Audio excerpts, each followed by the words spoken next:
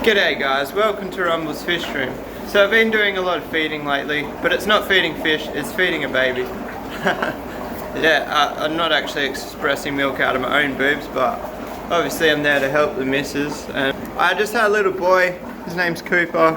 I'll probably share him on the channel at some stage. I'm not going to be one of those people that's like, doesn't want to share any private life at all, but I'm not going to make the channel about a baby. But I don't know how long I'm going to have off YouTube. Obviously I just didn't want to disappear and not post anything at all. I'll probably still post a members video tomorrow. I don't know where I'm going with this food. Who gets this food? Oh, it goes around here. I just got myself 8 hours of sleep. It's probably going to be my last 8 hours solid block of sleep for a while, so I did appreciate that. And I've got to go in a minute and go pick up my wife and my son from the hospital. Well, actually, I'm not 100% sure if I'm picking them up. I'm being hopeful. You know how it is. You never want them to stay in the hospital for longer than they have to. Everyone's healthy. Everyone's good. I've had lots of practice breeding fish, so I feel like breeding humans is just another stepping stone into that story. Nah, that's a complete joke, but I don't know. I'm excited. I'm having fun. I'm a little bit shitting myself about not getting sleep, but if no sleep is my biggest worry, then should be alright. So the fish haven't been fed for like 2 days. Now, I mentioned this quite a few times on my channel, but if you don't feed your fish for a couple of days, even a week, don't stress. Just don't stress at all. The only ones I was stressing about, these tiny little buggers here, and I will show you something that is a little bit confronting. So if you don't like seeing passed away fish, just skip ahead in the video in a sec.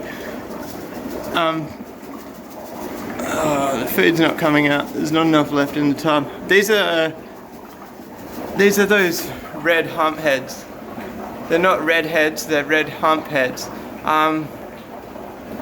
So yeah, they're getting some really good size on them.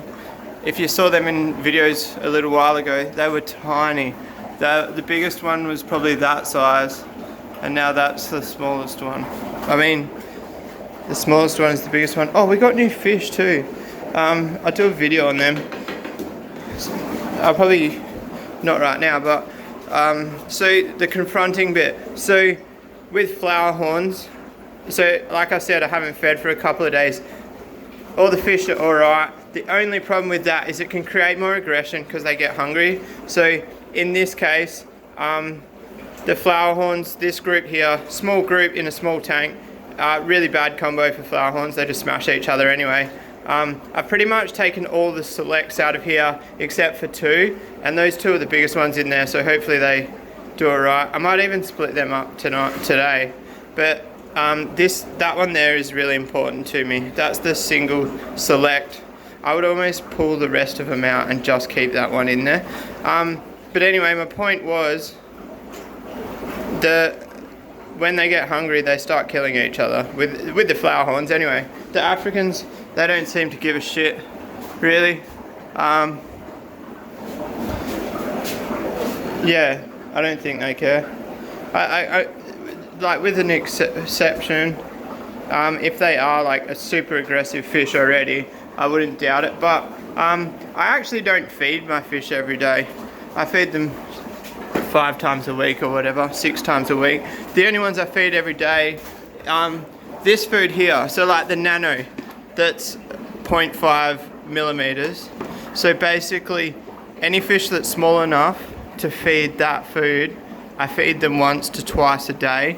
So like in this case here, I haven't fed the whole room for 2 days, but it's the morning. I don't feed generally in the mornings. So I'm only feeding the fry there. Yes, I do have fry in buckets on the ground. I'm feeding the fry in all of these tanks, and basically just all the fry. I think you guys know the layout of my room, most of you. generally this whole center is the fry. That's kind of a point too. If you're building a breeding room, allocate room for fry. For every adult tank you should have minimum 1 fry tank, and I've got roughly that 1-to-1, and that's still not enough fry tanks. So a breeder I know many moons ago, his setup was 4 fry tanks to every breeder tank. So just think about that if you're building a room. But anyway, I think I'm done in here. I'm not going to feed the bigger flower horns, they can go for a night. This boy here wasn't happy when I moved him, but he's come good. He's still got a little bit of white stringy poo. I'm pretty confident that it's not disease, it's just stress, because that guy, this tank here has no disease, and also he wouldn't get a disease from them within the first night of moving them. Oh, I've got to tip that out. That's old. Should just tip it out now. I need to get a sink in the fish room because I just tipped this out in this drain, and once I fix that pond, this ground's going to be dry and I won't want to be pouring shit on there.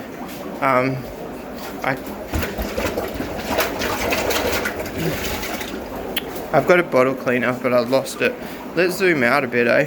What was I doing? Oh yeah, so that fish there came from that IBC there, which was fresh tap water and fresh clean filter, brand new filters actually.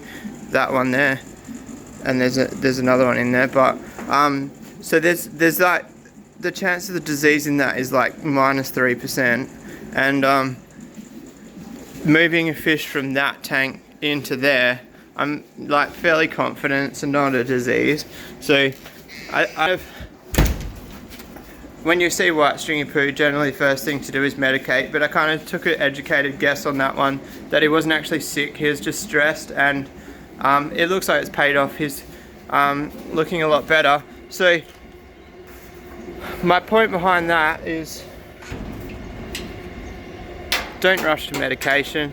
The thing I find with medication, you can over-medicate fish. Same as like humans, you can take antibiotics too much and then they become ineffective. Like, it's exactly the same for fish. So with the flower horns, people sometimes say to medicate once a month. I 100% disagree with that. And I guess you guys can choose if you disagree with it, agree with it. The problem with all of this information is it's all people's ideas.